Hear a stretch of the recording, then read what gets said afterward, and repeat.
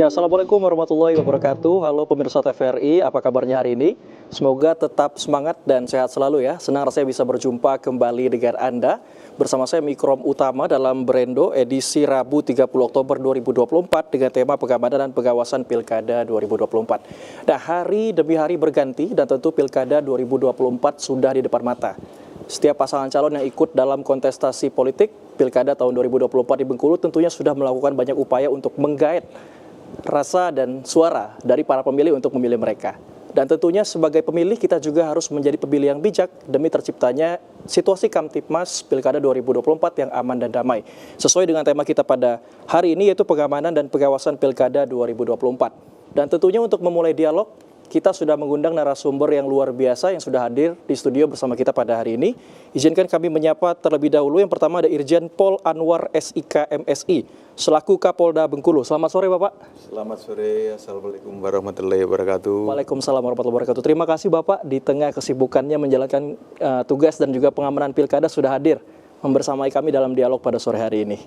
Dan yang kedua kami juga ingin menyapa ada Bapak Faham Syah MPDI selaku Ketua Bawaslu Provinsi Bengkulu. Selamat sore Bapak. Selamat sore, Assalamualaikum warahmatullahi wabarakatuh. Waalaikumsalam warahmatullahi wabarakatuh. Apa kabarnya hari ini Bapak? Alhamdulillah, sehat. Oke. Baik pemirsa TVRI, kita langsung saja mengenai tema pengamanan dan pengawasan Pilkada 2024. Kita ketahui bahwasanya kepolisian dan juga Bawaslu ini menjadi salah satu garda terdepan dalam upaya-upaya untuk mengamankan situasi Pilkada 2024. Mungkin saya ingin ke Pak Kapolda dulu, mengenai kesiapan Polri, terkhususnya Polda Bengkulu. Kira-kira seperti apa kesiapannya Pak? Mungkin bisa dijelaskan. Kalau ditanya kesiapannya ya siap. Tentu harus siap Pak ya? Tentu tidak sebegitu ya jawabannya ya. Yang jelas begini Mas, Polri dalam melaksanakan tugas pengamanan pemilu ini juga ada regulasinya, Ya.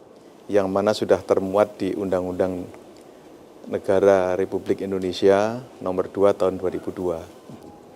Nah, di situ disebutkan bahwa yang pertama adalah Polri selaku aparat pemelihara keamanan ketertiban masyarakat.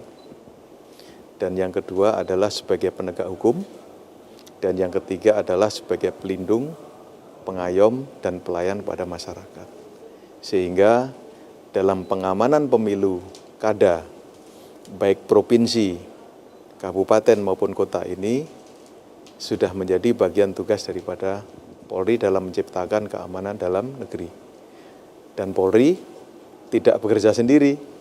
Kita dibantu dengan rekan-rekan Forkopimda, baik di tingkat provinsi maupun kabupaten dan kota, termasuk stakeholder kami, Bapak Bawaslu, Bapak KPU, dan lain-lain sebagainya, bahkan termasuk unsur masyarakat. Oke, dan tentunya proses pengamanan Pilkada 2024 ini sudah dijalankan dalam kurun waktu yang cukup lama persiapannya Pak ya. Kalau mengenai sasaran kira-kira, seperti apa sasaran atau objek yang mungkin diperhatikan betul dalam pengamanan Pilkada 2024 ini? Ya, sasaran ya.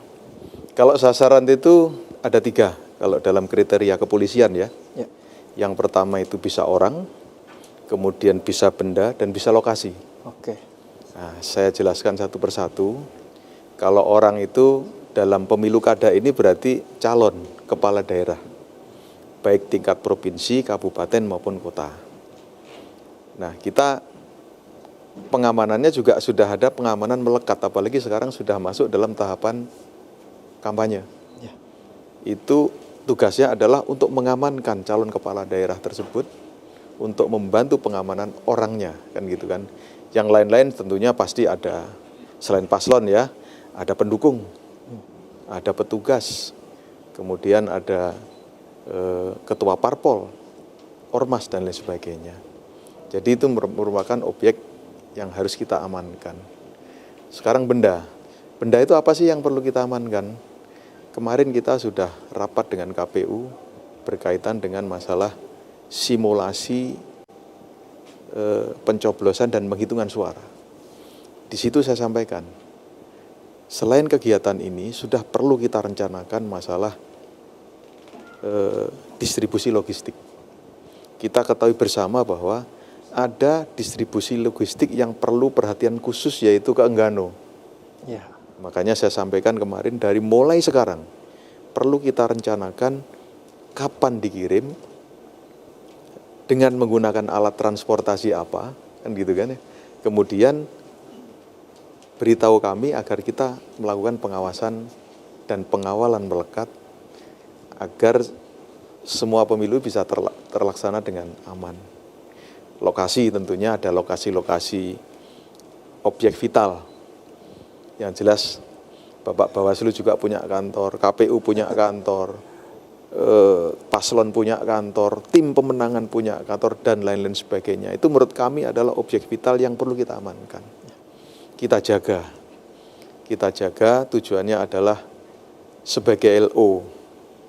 Ya, saya berharap tidak ada apa-apa, tidak ada masalah, dan alhamdulillah masyarakat Bengkulu cukup cerdas dan menyikapi pemilu ini dengan riang gembira, dengan damai, kan gitu. Riak-riak kecil itu ya biasalah gitu ya. Karena memang ini pesta demokrasi, Pak ya, jadi harus namanya juga pesta yang gembira. Dan memang Kepolisian Republik Indonesia Polda Bengkulu mengklasifikasikannya menjadi 3 tadi Pak ya, ada benda, Ya, orang, dan juga untuk tempat. sasaran, Saya ya. ingin bertanya ke Pak Famsyah, ini mengenai mungkin pertanyaan yang sama, melihat situasi ketertiban masyarakat ataupun bagaimana yang dilihat kira-kira situasi saat ini menjelang November nanti kita akan melakukan pencoblosan, seperti apa?